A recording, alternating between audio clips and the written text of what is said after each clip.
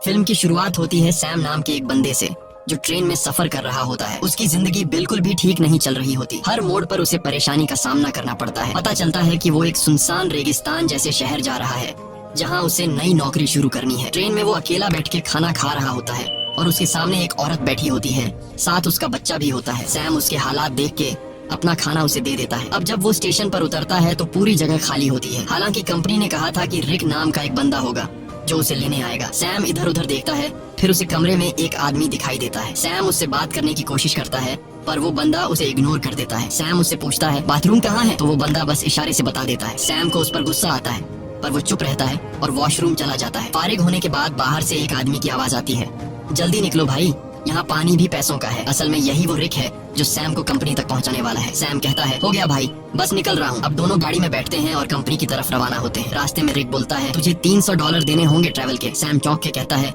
यार कंपनी ने तो कहा था $200। रिक गुस्से में कहता है अगर 300 दे सकता है तो ठीक, नहीं तो उतर जा। सैम सोचता है कि कोई दूसरा रास्ता तो है नहीं, तो वो मान जाता है। थोड़ी देर बाद गर्मी बहुत ज्यादा हो जाती है। सैम एसी ऑन करने की कोशिश करता है। रिक तुरंत गुस्से में कहता है हाथ मत लगाना एसी को वरना इंजन बैठ जाएगा। अचानक गाड़ी का टायर पंक्चर हो जाता है। रिक खुद कुछ नहीं करता और सैम से कहता है चल टायर तू बदल। सैम मजबूरी में टायर बदलने लगता है। इसी दौरान वो देखता है कि एक कुत्ता दूसरे कुत्ते को मार रहा होता है। ये देखकर सैम बहुत ज्यादा डर जाता है। रिक आता है और कहता है ओ भाई कांप क्यों रहा है, ये होता रहता है। फिर वो जख्मी कुत्ते को खुद मार देता है ताकि उसे और तकलीफ ना हो। सैम बड़ी मुश्किल से टायर बदलता है। फिर दोनों वापस गाड़ी में बैठते हैं। रात को फ्यूल भरने के लिए गाड़ी रोकते हैं और वहीं रात गुजारने का प्लान बनाते हैं। दोनों लकड़ियां जमा करते हैं, आग जलाते हैं। रिक पूछता है तू इतनी दूर कंपनी क्यों जा रहा है। सैम कहता है यार जिंदगी बहुत मुश्किल चल रही है, मैं चाहता हूँ किसी का मोहताज न बनूं और मुझे यकीन है कि उस कंपनी में मुझे कोई अच्छी जॉब मिल जाएगी। रिक कहता है तू एक अच्छा इंसान है लेकिन जिस जगह तू जा रहा है ना वहाँ सब खून चूस लेते हैं, सीधा बंदा वहाँ बचता नहीं। सैम कहता है चलो देखते हैं क्या होता है। अगले दिन फिर सफर शुरू होता है। अब सैम ड्राइव कर रहा होता है। रिक सो जाता है। गर्मी ज्यादा होने की वजह से सैम चुपके से एसी ऑन कर देता है। थोड़ी देर बाद इंजन बैठ जाता है। रिक जाग जाता है और सैम पर गुस्सा हो जाता है। ओ भाई मैंने तुझे कहा था ना एसी को मत छेड़। वो गुस्से से गाड़ी से बाहर निकल जाता है। सैम भी उतरता है और रिक से माफी मांगता है। रिक को और गुस्सा चढ़ जाता है, बोलता है चुप कर, तेरी आवाज ना सुनूं। इसके बाद सैम पेशाब करने जाता है। थोड़ा दूर जाकर वो एक चमकता हुआ पत्थर देखता है। करीब जाकर जब वो गौर से देखता है तो पता चलता है कि ये तो खालिस सोना है। वो फौरन रिक को बुलाता है, वो इधर आ, चेक कर, कहीं मैं सपना तो नहीं देख रहा। रिक जैसे ही देखता है शॉक हो जाता है। वो लाइटर निकालता है, आग जलाकर चट्टान पर रखता है, बोलता है अगर काला हुआ तो नॉर्मल पत्थर वरना खालिस सोना। चट्टान जैसी की तैसी रहती है, मतलब सोना कंफर्म। अब दोनों सामान निकालते हैं, गड्ढा खोदने लगते हैं ताकि सोना निकाल सके। पूरी ताकत लगाते हैं लेकिन चट्टान हिलती भी नहीं। रिक रस्सी की मदद से सोने को गाड़ी से बांधने की कोशिश करता है ताकि खींच सके, लेकिन रस्सी टूट जाती है क्योंकि सोना भारी होता है। इसके बाद दोनों लगे रहते हैं, सारा दिन खुदाई करते हैं। अब सूरज डूबने लगता है। रिक कहता है जल्दी से लकड़ियां जमा कर क्योंकि जंगली कुत्ते आसपास घूम रहे हैं, रात को हमें काट लेंगे। अगर हम आग जला लें तो वो डर के भाग जाएंगे। दोनों लकड़ियां जमा करते हैं, आग जलाते हैं, खुशी में गाने बजाने और नाचने लगते हैं। रिक सैम को गले लगाकर कहता है तुझे मैं फुल एसी वाली कार दिलाऊंगा। रात को वो लोग बैठकर प्लान बनाते हैं। रिक कहता है ये सोने की चट्टान बहुत बड़ी है, अगर हम महीनों भी खुदाई करते रहे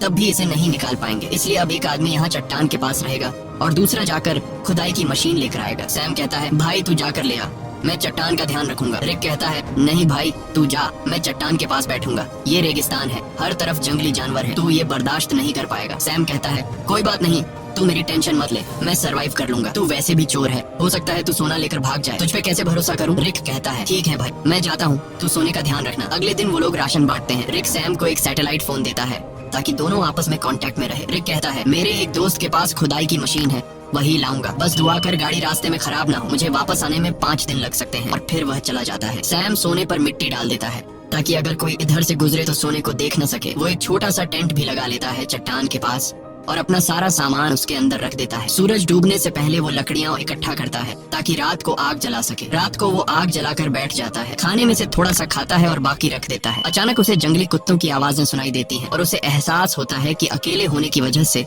वो आसान शिकार है। वो डर जाता है और चाकू हाथ में लेकर सो जाता है। अगली सुबह सूरज की तेज धूप से उसकी आंख खुलती है। बहुत गर्मी और थकावट होती है, नींद पूरी नहीं हुई होती और सूरज की तपिश उसकी स्किन जला रही होती है। तभी सैटेलाइट फोन की बेल सुनाई देती है। सैम दौड़कर फोन तक जाता है लेकिन कॉल कट चुकी होती है। वो टेंट में बैठा सोने को देख रहा होता है और सोचता है कि सोना बेचकर सबसे पहले एक बड़ा घर खरीदूंगा। फिर सैम पास के इलाके में घूमता है। थोड़ी दूरी पर उसे एक क्रैश प्लेन दिखाई देता है। वो फौरन उस क्रैश प्लेन के पास जाता है और वहीं रहने का फैसला करता है।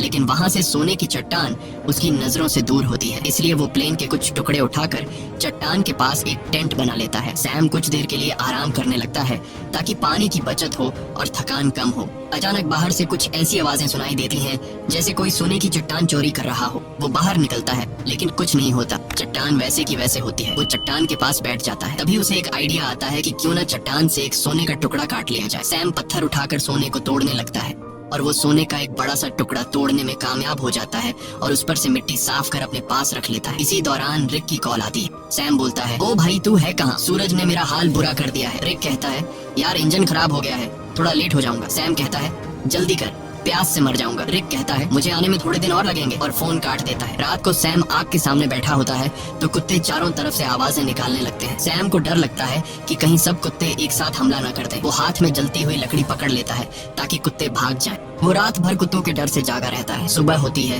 वो सोना चाहता है लेकिन सूरज ने उसकी खाल जला दी होती है। दर्द से वो सो नहीं पाता। वो पानी पीने जाता है लेकिन पानी भी बहुत कम बचा होता है। इतने में वो देखता है कि एक सांप उसकी तरफ आ रहा है। वो उसे मारने की कोशिश करता है ताकि खा सके, क्योंकि खाना भी लगभग खत्म हो चुका होता है। लेकिन सांप को मारते वक्त पानी की बोतल गिर जाती है और बस थोड़ा सा पानी बचता है। फिर वो दोबारा प्लेन वाले एरिया में जाता है, उम्मीद करता है कि शायद कुछ खाने पीने को मिल जाए। तभी वो देखता है कि दूर से एक इंसान आ रहा है। वो फौरन अंदर जाकर प्लेन में छुप जाता है, लेकिन वो इंसान प्लेन के पास आ जाता है और सैम को बाहर आने को कहता है। करीब आकर पता चलता है कि वो तो एक लड़की है जो उससे बात करना चाहती है, लेकिन सैम उससे बात करने को तैयार नहीं होता। लड़की पूछती है, तुम यहाँ बैठकर क्या कर रहे हो और यही जगह क्यों चुनी? सैम कुछ नहीं कहता, बस चुप रहता है। थोड़ी देर बाद सैम लड़की से कहता है कि वो इस प्लेन में रह सकती है और खुद वहाँ से चला जाता है। लड़की कहती है, तुम मुझसे कुछ छुपा रहे हो। वो सैम के पीछे पीछे चलने लगती है और उसके साथ कैंप तक पहुँच जाती है। वो बार बार सैम से पूछती है, तुम यहाँ कैसे पहुँचे? अब सैम घबरा जाता है। वो सोचता है, इससे पहले कि ये सोना देख ले, किसी तरह इसे यहाँ से भगा दूं। सैम लड़की से कहता है, क्यों आई हो मेरे पीछे? यहाँ तुम्हारी कोई जरूरत नहीं है, तुम्हें यहाँ से चले जाना चाहिए। लड़की कहती है, मैं तब तक नहीं जाऊंगी जब तक ये ना पता चल जाए कि तुम मुझे यहाँ से भगाने की कोशिश क्यों कर रहे हो। जरूर तुम मुझसे कोई राज छुपा रहे हो। उसी वक्त उसकी नजर सोने पर पड़ती है। वो कहती है, अच्छा तो ये बात है, पूरे सोने के मालिक बन बैठे हो, ये सारा खजाना अकेले ले जाओगे? अब मेरी बात सुन, मैं तब तक यहाँ से नहीं जाऊंगी जब तक इसमें से मुझे आधा हिस्सा नहीं मिलेगा। सैम को गुस्सा आ जाता है। वो डंडा उठाता है और सीधे उसके सिर पर मारता है। लड़की वहीं मर जाती है। सैम सदमे में आ जाता है। उसे यकीन नहीं होता कि उसने लालच में आकर किसी को मार डाला।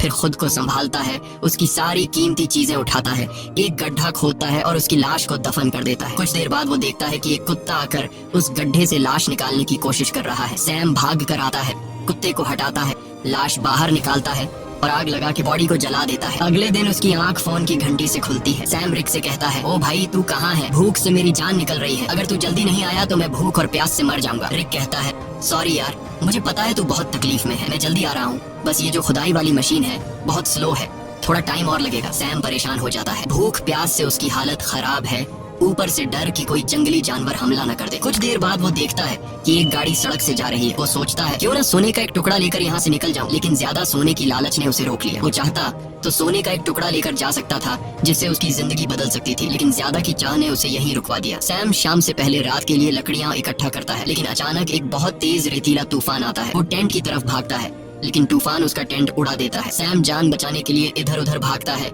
लेकिन तभी एक पेड़ उस पर गिर जाता है। तूफान रुकने के बाद सैम खुद को मिट्टी में दबा हुआ पाता है और एक लकड़ी का टुकड़ा उसके पेट के आर पार निकला होता है। पर सैम के मन में सोने की लालच इतनी भर चुकी थी कि वो पेट से लकड़ी निकालने के बजाय सीधे सोने की जगह की ओर जाता है। वो चारों तरफ सोने को ढूंढता है और आखिरकार एक टुकड़ा मिल ही जाता है। सैम खुशी से झूम उठता है। फिर वो अपने पेट से लकड़ी निकालता है और जख्म से बहुत खून निकलने लगता है।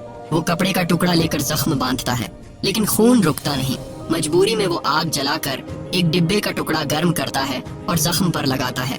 इससे सैम को इतनी तकलीफ होती है कि वो बेहोश हो जाता है। थोड़ी देर बाद होश आता है। उसे हर तरफ वही लड़की दिखती है जिसे उसने मारा था। अब उसका दिमाग घूमने लगता है। उसे समझ नहीं आता कि ये सच है या फिर वहम। तभी फोन बजता है।